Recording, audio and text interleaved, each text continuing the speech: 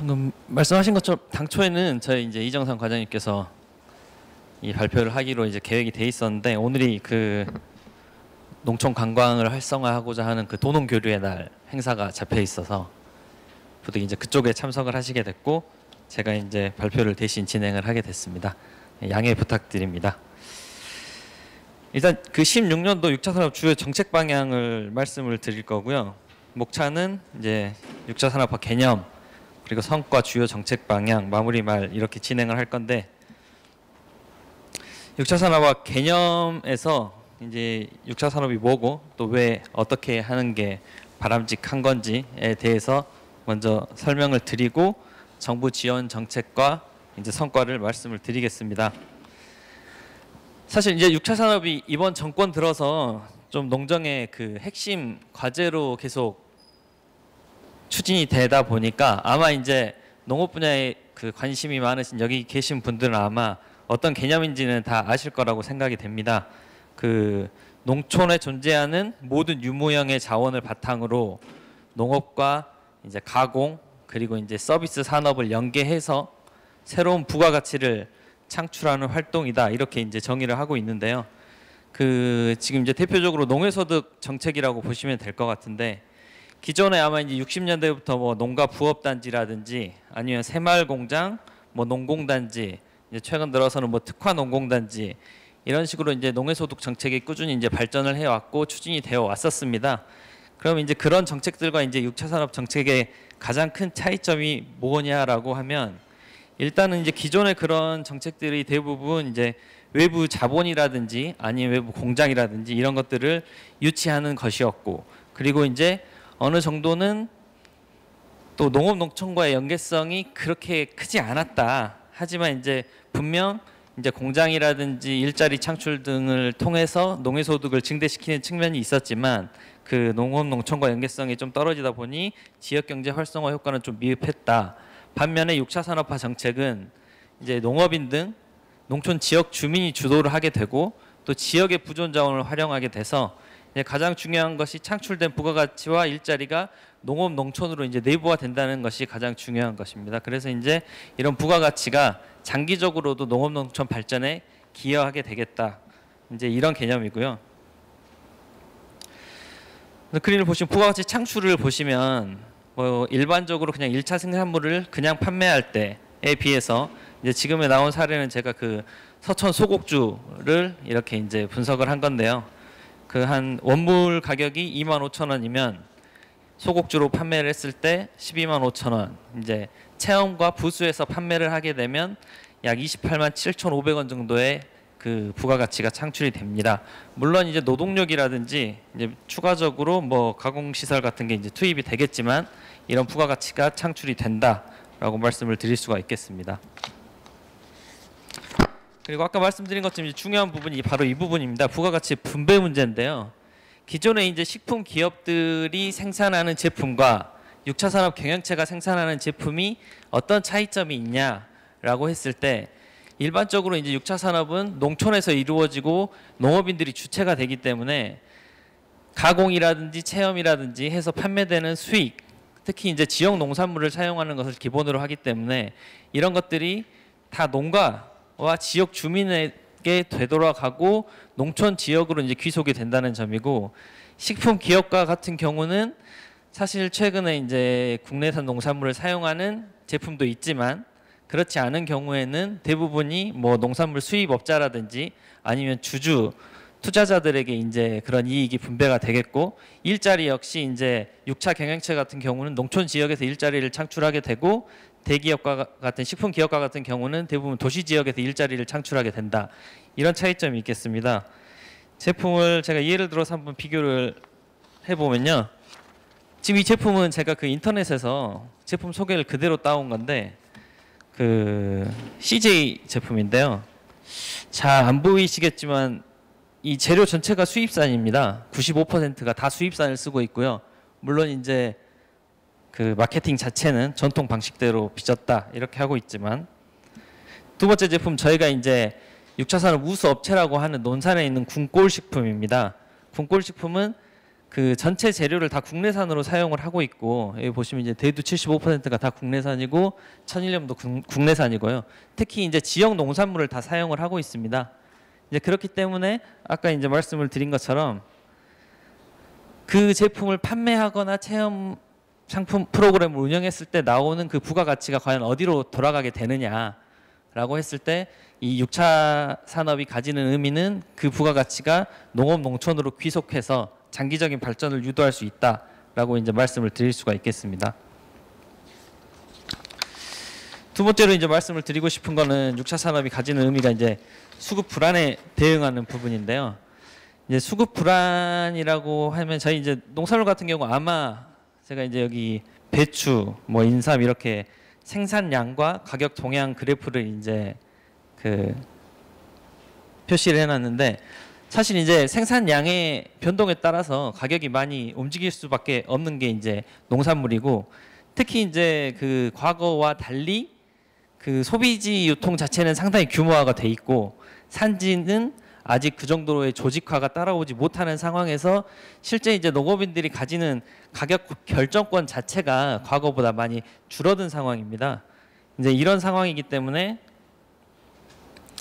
그 6차 산업이 이런 데서 어느 정도 역할을 할 수 있다 이렇게 이제 말씀을 드리는 건데 그 일단은 일본에서 특히 6차 산업이 먼저 발달한 일본에서 6차 산업을 추진하는 이유를 경영체들을 대상으로 설문조사를 했을 때 생산, 가공, 판매 일원화를 통한 가격 결정권 확보가 6차 산업을 추진하는 그 가장 큰 이유라고 이제 답변이 됐습니다. 그 이유는 이제 예를 들어서 가격 변동과 상관없이 자기가 일정 부분을 가공이라든지 체험을 통해서 이제 소비를 할 수가 있다면 그 수급 불안과 상관없이 자기가 이제 생산한 농산물에 어느 정도 가격 결정권을 갖게 된다는 의미거든요. 그래서 이거는 그 농가 소득의 안정에도 기여를 하게 되고 추가적으로 거기서 나오는 이제 부가가치 창출 역시 이제 농가 소득으로 이어지기 때문에 좀 중요한 부분이라고 말씀을 드릴 수가 있겠습니다. 이제 그 설문조사 한번 보시면 그 6차 산업 추진 이유 중에 이제 또 뭐 규격 외품 및 재고의 처리, 뭐 유통비용 절감, 아니면 농한기에 이제 좀 남아도는 인력을 활용한다는 부분도 이제 6차 산업을 추진하는 이유라고 지금 나타나고 있습니다. 풍선 효과를 좀 말씀을 드리고 싶은데요. 저희가 이제 6차 산업을 이제 좀 육성을 하고 있으면서 그 이런 풍선 효과를 좀 경계를 해야 되는 단계라고 보여지는데 실제 농업인들이 이제 저희가 뭐 가공센터라든지 이런 가공 창업 같은 걸 많이 지원을 하는데 가장 쉽게 생산할 수 있는 제품부터 접근을 하기 때문에 예를 들면 뭐 딸기라 그러면 딸기 잼이라든지 사과라 그러면 사과 주스라든지 이런 부분을 가장 먼저 이제 생산을 하기 시작합니다. 사실 그런 제품들이 이제 당장 식품 기업들이 생산하는 제품과 이제 경쟁을 하기는 상당히 어려운 상황이고 그렇다면 바로 이제 옆에 농가가 생산하는 사과 주스라든지 옆에 농가가 생산하는 이제 딸기 잼이라든지 이런 자기들끼리 이제 그 경쟁을 통해서 이런 좀 그 수익 악화 이런 것들을 초래하게 되는데요. 저희가 이제 최근에는 이런 것들을 막기 위해서 이제 신규로 6차 산업에 창업하는 농업인들은 이제 수출이 가능하거나 아니면 수입산 제품을 대체할 수 있거나 대기업 제품을 대체할 수 있거나 새로운 시장을 창출하는 이제 이 정도의 그런 비전을 가지고 좀 접근을 해야 되지 않냐라고 이제 지속적으로 컨설팅을 하고 있고 실제 이제 여기 사진에서 보이는 것들이 그 코메가의 들기름, 일본에서 이제 복지하는 들기름으로 해서 상당히 이제 수출을 많이 한 들기름, 그리고 이제 친환경 계절 이유식을 만들어서 엄마들에게 상당히 인기가 있는 에코맘의 산골 이유식, 그리고 이제 디톡스 제품으로 그 또 히트를 친 이제 DMG 플러스라는 곳인데요. 이렇게 이제 어느 정도 그 틈새 시장을 노리거나 아니면은 그 혁신적인 내용이 추가가 되거나 아니면은 지역 특색을 활용해서 스토리텔링 마케팅이 되거나 이런 것들이 이제 6차 산업 업체들이 이제 6차 산업에 진입하면서 좀 필요한 부분이라고 생각이 됩니다.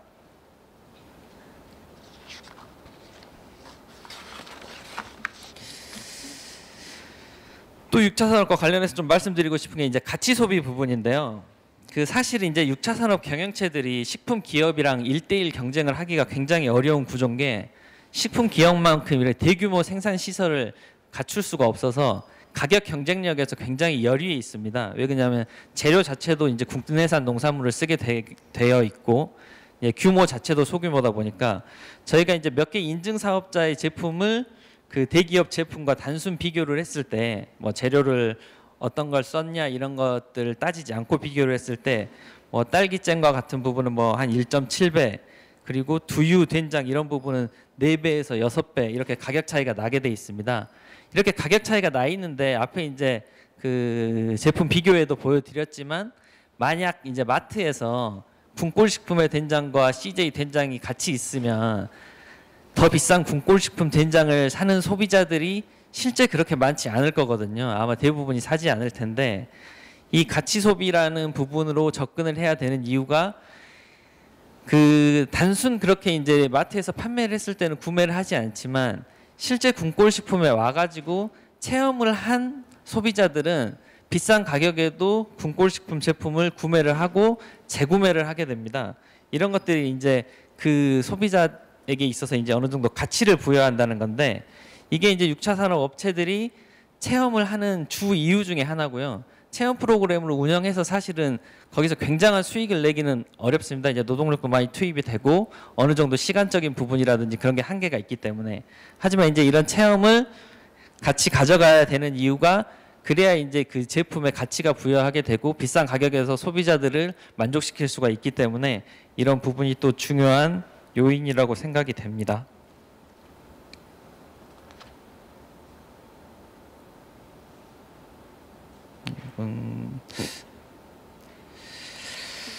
그래서 이게 제가 이제 왜 6차 산업이 무엇이고 6차 산업이 이제 어떤 중요성을 갖고 있는지 좀 설명을 드렸고요.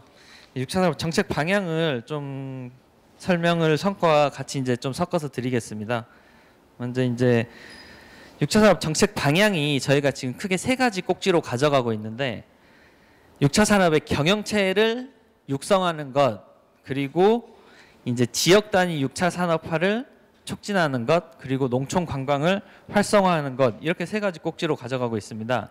이제 6차 산업 경영체 육성 부분을 보면 저희가 이제 법률도 제정을 했고, 6차 산업 지원센터를 도별로 설치를 했고, 이제 가공센터를 시군별로 현재까지 44개소를 설치를 해서 이제 뭐 창업 코칭이라든지 시제품 생산, 자금, 기술, 판로 같은 부분은 현재 다 지원 체계를 갖춰놨습니다.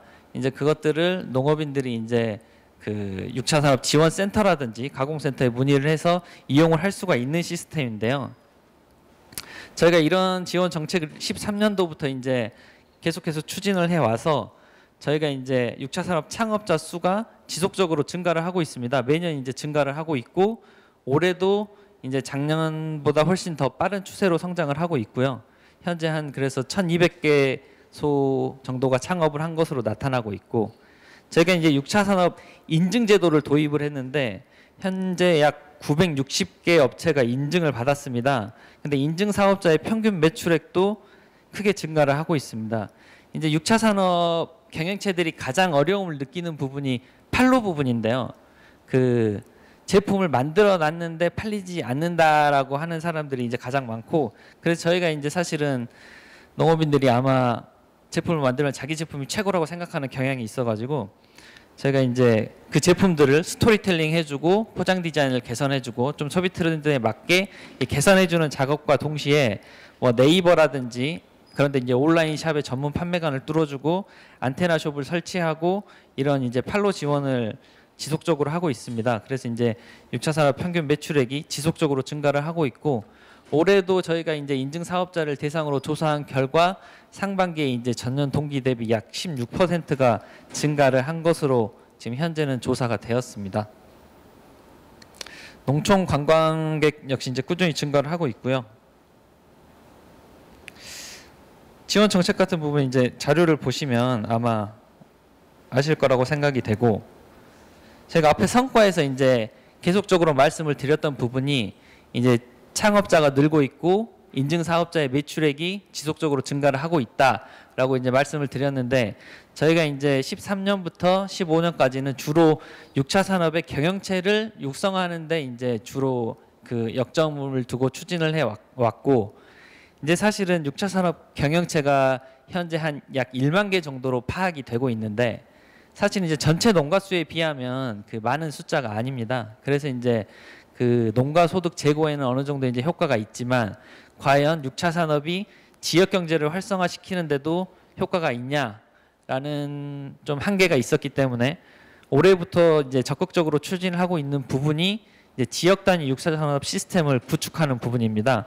이제 간단히 말씀을 드리면 이제 그 단일 개별 경영체가 6차 산업을 추진하기 어려운 경우에 이제 그 경영체들이 연계하거나 아니면 협력을 통해서 6차 산업을 추진하고 그 시너지 효과를 같이 나눠 갖는다는 의미고요. 생산, 가공, 유통, 관광 경영체들이 모여서 이제 협력을 통해서 시너지 효과를 창출하는 부분입니다. 저희가 이제 추진 주체를 구성을 하고 필요한 분야에 있어서 지원 사업을 패키지로 연계해서 이제 가치사슬 효율화를 현재 진행을 하고 있고요. 현재 진행 상황이 이제 이렇게 우수 사례로 발굴하고자 하는 26개소를 선정을 해서 이제 발전 방안을 도출하고 이제 그 지역별로 이제 시군이라든지 추진 주체를 구성해서 추진을 하고 있는데요. 이렇게 말하면 이제 너무 추상적인 것 같아서 저희가 이제 현재 이런 작업을 하고 있습니다. 지금 현재 양평 친환경 쌀이 그 26개 후보군 중에 하나로 이제 선정이 돼서 저희가 진행을 하고 있고, 지난달에 이제 여기 나오는 리뉴얼 라이프라든지 주미제가, 미디안 농산, 리아네이처 뭐 이런 업체들이 모여서 두어 번 회의를 했습니다. 실제 그 뭐 지자체도 참석을 하고 상생본부도 참석을 하고 6차 산업지원센터, 농식품부 모두 다 참여를 했는데요.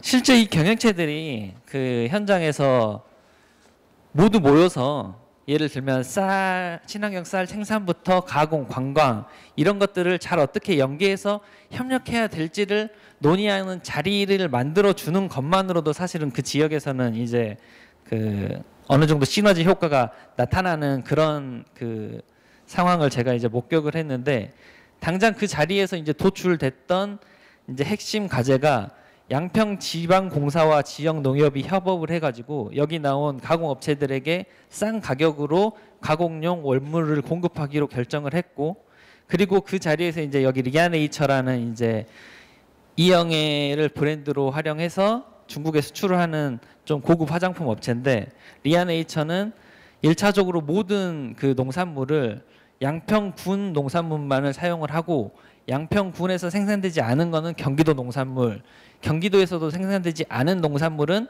국내산 농산물을 전량 사용하기로 이 자리에서 이제 약속을 했습니다. 그리고 이제 여기 있는 리뉴얼 라이프라든지 여기서 이제 소재 공급을 리아네이처에 하기로 했고요. 그리고 이제 위쪽에서 뭐 양평 농촌 나들이라든지 테라로사 같은 이제 관광 업체들이 이런 제품들을 연계해서 판매를 하기로 했습니다. 이제 이렇게 저희가 이제 단일 경영체는 예를 들면 가공만 하고 아니면 생산만 하고 체험만 할 수 있지만, 이렇게 이제 경영체들이 모두 모여가지고 이제 논의를 한 것만으로도 충분히 이제 시너지 효과를 발휘하고 지역 단위로 6차 산업이 이제 활성화될 수 있는 그런 이제 가능성을 이제 찾았다고 볼 수가 있고, 아마 올해 연말에 이런 사례들을 또 분석을 해서 이제 충분히 어떤 성과가 났는지를 좀 이제 또 발표를 해드릴 수가 있을 것 같습니다.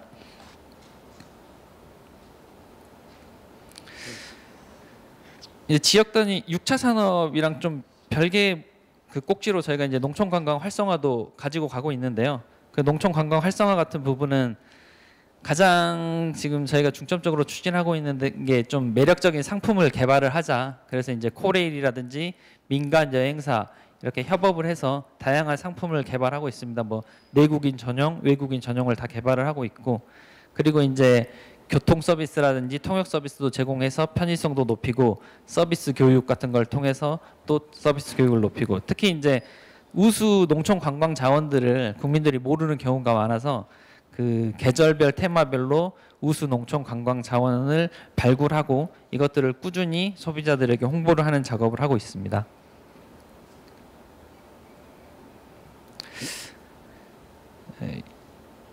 아마 정책적으로 어떤 사업들이라든지 이런 걸 추진하고 있는 거는 자료를 보시면 아마 다 이제 이해를 하실 수 있을 거라고 생각이 되고, 이제 마지막으로 저희가 이제 6차 산업을 중에 좀 취약한 부분이 어떤 거냐라고 했을 때 현재 사실 아마 그 6차 산업이 뭔지를 농업 분야가 아닌 그 일반 소비자들이 아직은 잘 모르고 있습니다. 특히나 이제 저희가 6차 산업 인증 제도를 도입을 했지만 실제 이 6차 산업 인증 제도가 뭐 친환경이라든지 유기농처럼 이 품질에 대한 인증이 아니고 지역 농산물을 활용하고 농촌 지역에서 농업인이 이제 한다는 그런 어떻게 보면 좀 가치에 대한 인증이기 때문에 실제 소비자들에게 크게 어필을 하지 않는 부분도 있습니다. 그래서 이제 특히 6차 산업이 어떤 제품이고 어떤 가치를 지니고 있고 특히 이제 가장 기본적으로 6차 산업이 뭔지부터 소비자에게 더 많이 알려가지고 이제 6차 산업 제품을 소비자들이 찾을 수 있게 이제 만드는 게 또 중점적으로 추진을 해야 될 부분이라고 생각을 하고 있습니다. 그래서 뭐 인증 같은 것도 관리를 할 거고요. 이제 BI 저희가 이제 소비자 홍보용으로 BI도 만들어서 이제 열심히 홍보를 하고 있는 상황입니다. 네. 이 정도로 그 6차 산업 정책 방향에 대한 발표를 마치겠습니다. 감사합니다.